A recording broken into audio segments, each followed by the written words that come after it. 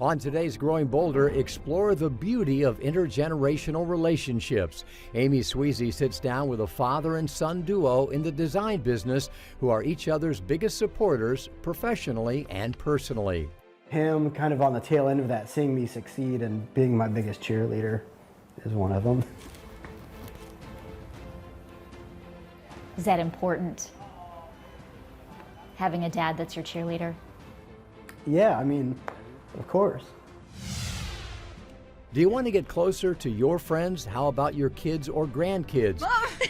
All you have to do is pick up a controller. We'll show you how video games are bringing people of all ages together and forming new friendships. And we'll take you inside a special fitness group that's bringing children and older adults together to bust ageist stereotypes with physical activity. All that and more on today's Growing Bolder. We're not made to withdraw from life. We're made to seize each moment and to value every breath. We're made to be bold, to take risks, and to help others. We are the most creative, fearless, passionate being that has ever walked the face of the earth. Don't identify with limitation. Embrace possibility. This is not the beginning of the end. This is the beginning of what's next. This is Growing Bolder. Hi, and welcome to Growing Bolder. I'm Mark Middleton, and today we're excited to talk about the importance of intergenerational connection because we live in a culture that stokes intergenerational animosity. We stereotype people in any particular generation as lazy or selfish or entitled. This division, this separation, this isolation is bad for our economy, and it's devastating to our health. We can't let age divide us because we're all in this together. Growing Bolder is committed to creating opportunities for people of all ages to come together to learn about and to learn from one another. You'll see a great example of that coming up in our new initiative with Twitch, a live streaming channel that's popular with young adults. We're also committed to celebrating intergenerational relationships by sharing the stories of the many ways that different generations come together to inspire one another.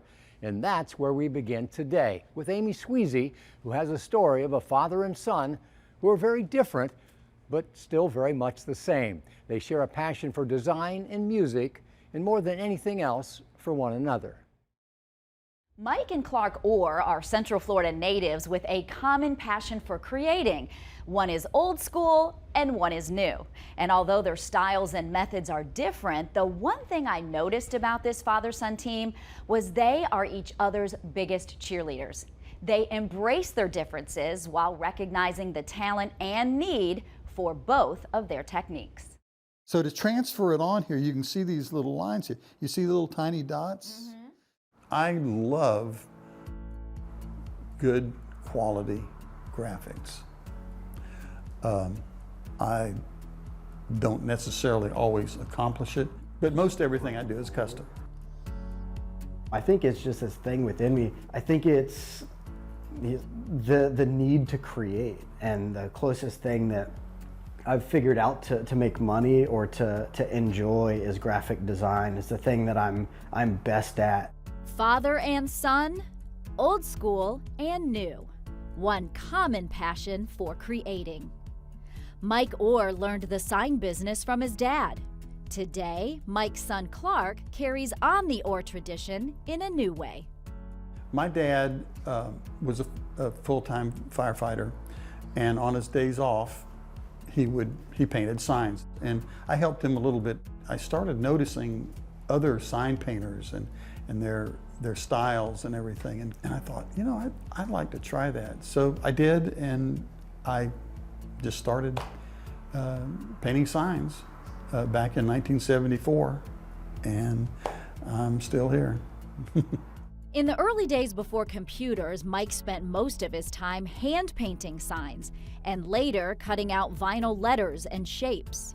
But I drew the line at the digital because for several reasons, so many people are doing that now. And it's very competitive. And if I do need digital graphics, I have sources for them.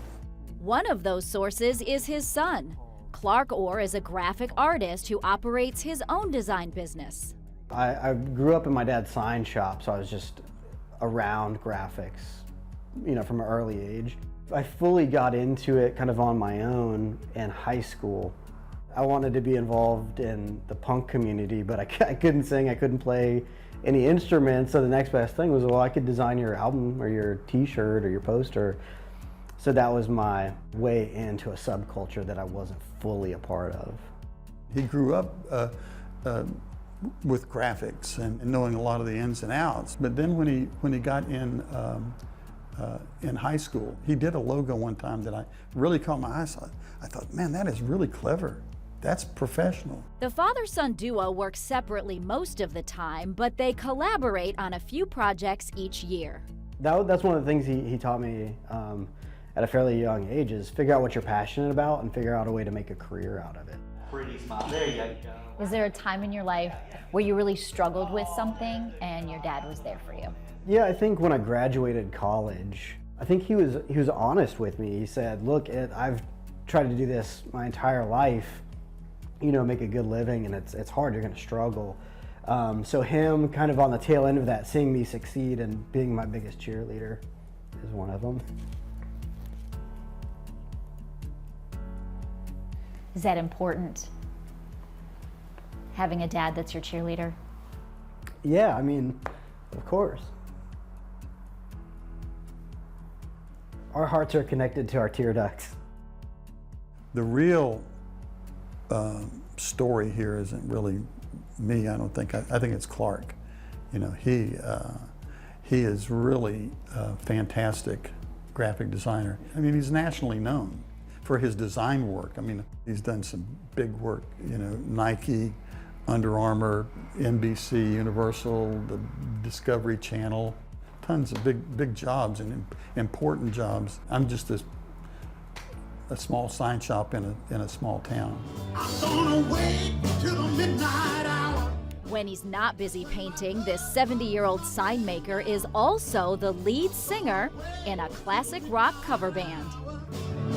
There's no one else around. It started when the original singer of the band called out sick for Mike's 40th high school class reunion. Instead of canceling, Mike offered to step in.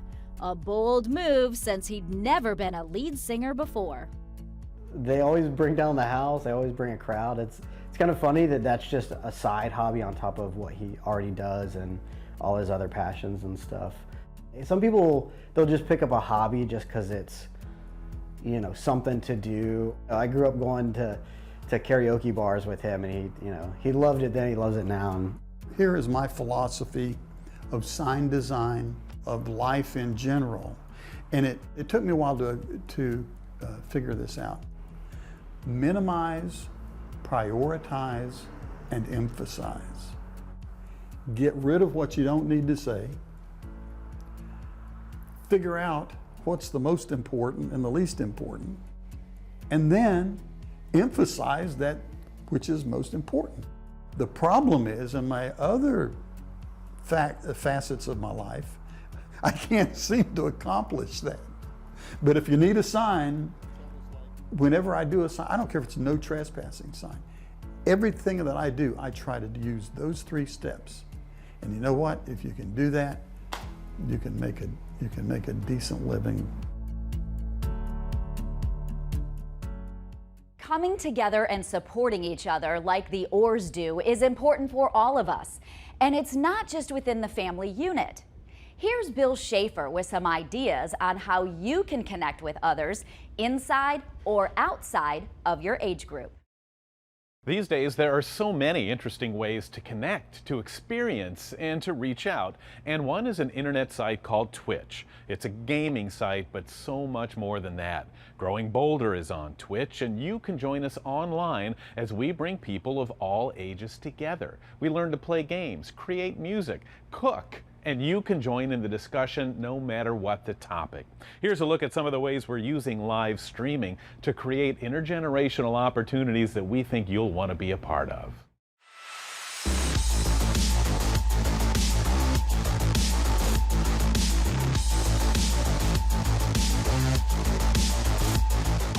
We're gonna start with our show open, go into a flyover of the fortress, and Mark, you're taking us off and running. Call will be on go in 10, 9, 8, 7, 6, 5, 4, 3, 2, 1. Let's have some fun. Hello and welcome to the Boulder X iGen Among Us tournament. We are live. We launched our Twitch channel with a bang when we hosted a live intergenerational gaming tournament. We paired 10 live streamers all under the age of 50 alongside 10 people all over the age of 50 to work as a team and play the game Among Us. When we put this thing together, we said, hey, all of you, are you able to bring in some of your 50 pluses, some of your friends? Are you able to bring in aunts, uncles, moms, dads, grandparents, whoever it may be, coach them along and show the world that truly anyone can game and show people how much fun we can have with this connectivity together. Mom! And that's all up to me. If it is to be, it's up to me. I want to expose a new demographic to the beauty, the simplicity, and the value of streaming. And I think the pandemic exacerbated the need for older adults to come together and socialize. Kill him. Welcome, Chris. Kill. Oh, wait, no. Oh. Go back. Go. Keep going up. R. It was great to see the relationship of the parent and player. I thought that was so fun because it makes me think to the future. I've got 2.5-year-old twins and I'm thinking about what are we going to be into together? And it's absolutely going to be gaming. I feel you learn so much about people, the way they game, their gaming style. You learn so much about the kind of person they are. This is what we've all said, is that it really evens the playing field. And, you know, there's not a lot of sports that a daughter could play with her mother, you know, at our age. This is something where people can interact face-to-face in person or from different states or even different countries. So I think this is going to create a whole new type of social interaction for generations. I think this is the beginning of something really cool. But the fun didn't stop there. Each week, the growing Boulder team has gone live on Twitch from our office to show you that people of all ages, old and young, can come together to play games together and, more importantly, form new relationships. I met my wife playing EverQuest back in 2001. And the thing that I love about gaming is that, especially when you're playing a stressful game, is you get to see people at their best and worst. And so if you're looking to build real relationships with people, you get to kind of know what they're really about. Because when things go wrong, do they turn into this sort of nasty, ugly person who is really toxic, or do they just deal with it and laugh it off or things like that, right? Nintendo is just something I grew up with personally. My older brother's got, you know, the original Nintendo console, and it was something that we always did together growing up, playing different video games. And the amount of games in the library, there's just something for everyone. I think that's one of the big things that people think about games. Oh, video games aren't for me, board games aren't for me. There's something for everyone. There's just so many of them. It's just a matter of finding out which one is for you. So what do you say to other older people that still believe that gaming is a waste of time? I hope it's going to keep me from Alzheimer's, because when I'm actually reading, I need to be alert. And the social aspect, World of Warcraft is a social game. I like to be with people. I like people. And so I take my friendships on the game seriously also. But it's not just about gaming. Take it from Matt Hafey, the Grammy-nominated frontman for the band Trivium and a streamer with millions of followers. There are no limits to the types of live content that you can find on Twitch. Twitch originally was just gaming, but nowadays it's all about whatever that person wants to broadcast. So anyone that's a craft maker, a yoga teacher, a weightlifter, a bodybuilder, anything, anyone can broadcast what they love to do to their audience that they may or may not already have, and then grow it from there. There's art pages, there's people that play marbles, there's professional chess players, there's every kind of video game, there's outdoor people, there's talk show thing, anything, absolutely anything that you imagine that your audience would enjoy, you can make happen on there.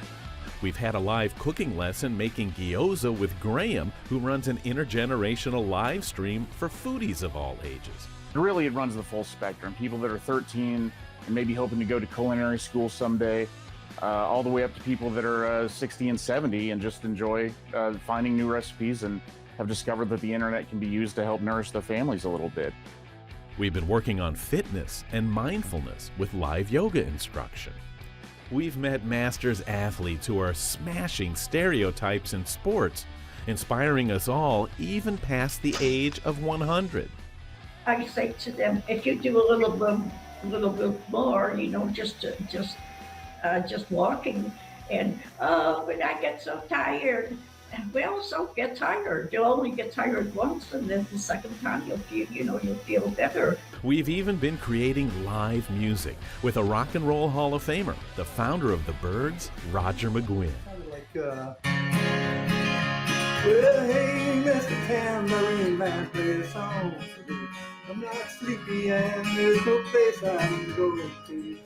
No matter what activities you're passionate about, there is something for everyone on Twitch. And Growing Boulder is excited to bring it all to you, because in the end, we're in this to help you find your tribe in a new and exciting way. Just some of the things you'll find by searching for Growing Boulder on Twitch. You know, whether we're talking about cooking, technology, ecology, or even heavy things like end-of-life issues, Twitch brings in people of all ages, thoughts, and perspectives. It's a safe and interesting place to explore our intergenerational differences and to get to know each other. Streaming is actually a pretty interesting tool. You can just sit back and watch and take it all in, or you can weigh in so many different ways. And the more voices, the richer the chorus. That's Growing Boulder on Twitch. When you combine the generations, magic really does happen. And as longevity expert and renowned orthopedic surgeon Dr. Vonda Wright explains, it can even be magic to your health. Health is intergenerational. Sometimes we think the privilege of being grandparents is being able to do all the fun stuff with our grandchildren, give them ice cream, take them to the park, and then send them home with their parents when we're tired at the end of the day. But the fact is, research has shown that grandparents play a profound role in the health of their grandchildren through all the time and teaching they do. If you want to leave a legacy of health for your family, it does not stop with the children you raised. It continues with the grandchildren that you are enjoying. It's important to know that health-related attitudes are passed down from generation to generation, and multiple studies have shown that by the age of 3, children have already acquired a negative view of aging and of older people. This internalized ageism is actually a ticking time bomb that will eventually have a negative impact on their future health and their happiness. So, if you want to give your grandkids a really valuable gift, showing them that you're happy, you're curious, and your fun can help change the way that they age. And that's really what a novel, first-of-its-kind college program is all about.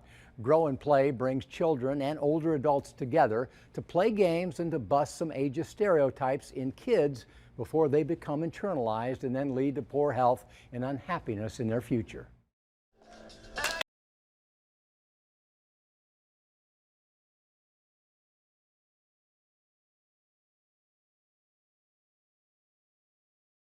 Their muscles warmed up and their blood flowing, that way they have a chance to be all together. This is not just a unique intergenerational workout. It's an important research study examining the interaction between older people and younger people to see if we can change some intergenerational attitudes. It's called Grow and Play and was developed by 2 University of Central Florida faculty members. One specializes in geriatrics and the other in pediatrics.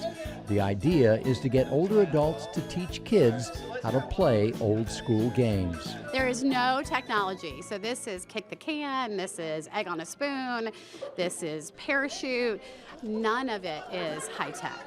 And really that's the beauty of it. The adults actually know more of the rules than the kids. And so I think it's changed the dynamic in a way that's really fun and engaging.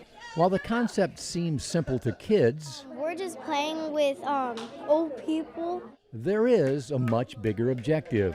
Many kids have older adults in their lives with chronic disease, and that informs their perception of aging.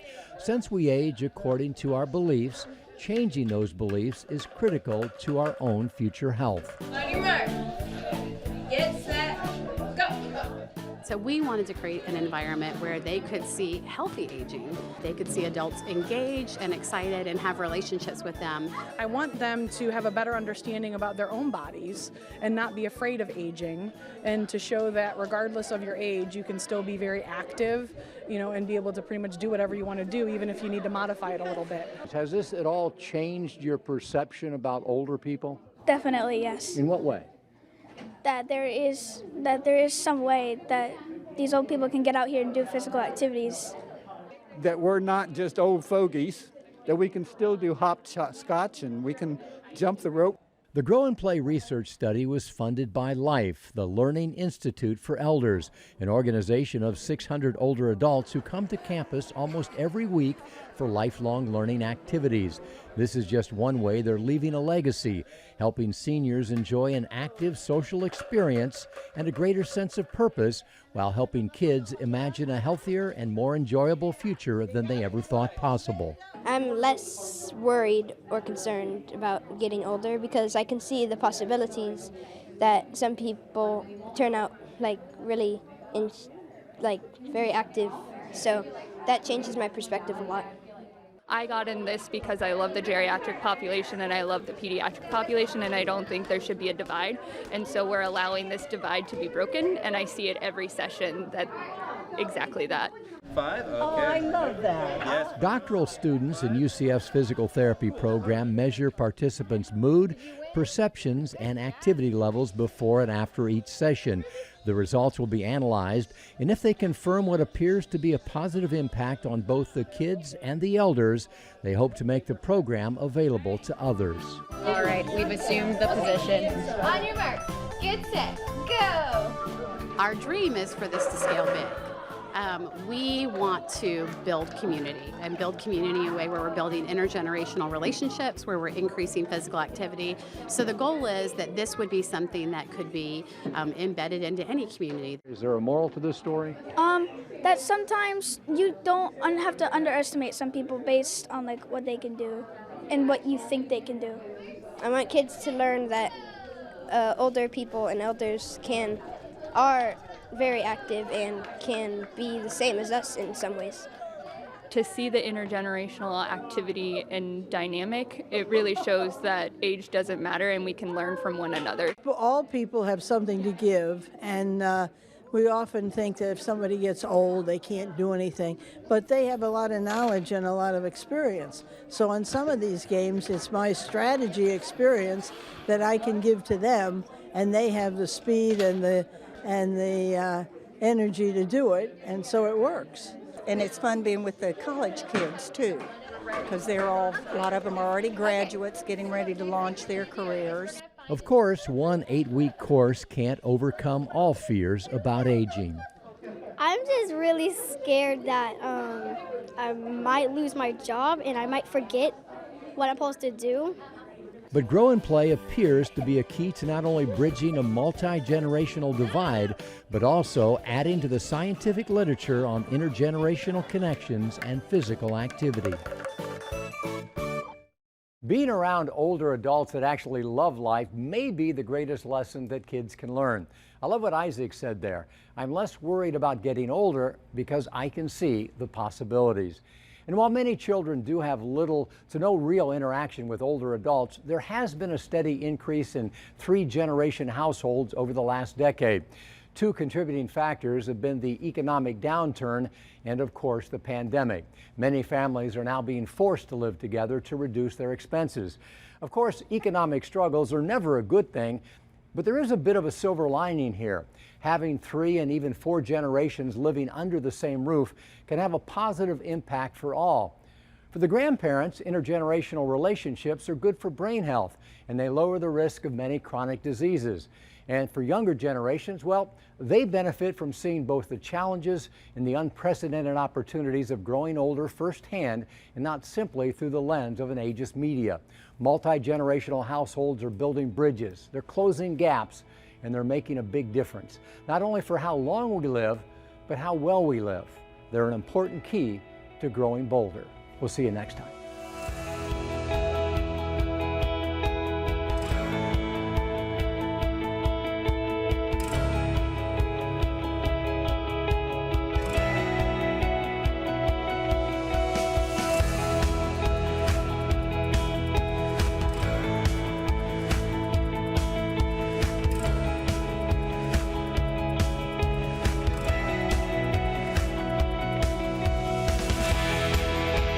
Watch previous seasons of Growing Bolder plus bonus stories via our new free streaming app. More information at growingbolder.com/TV. And you can get inspired to plan your what's next when you connect with the Growing Bolder community on Facebook. Show the world you're growing bolder with official Growing Bolder products. Growing Bolder tees and hats are available for $25 each. Custom mugs are $15, and inspiring Tear and Share postcards featuring original artwork and bold messages are $15 plus shipping and handling. All items are available at growingbolder.com/shop.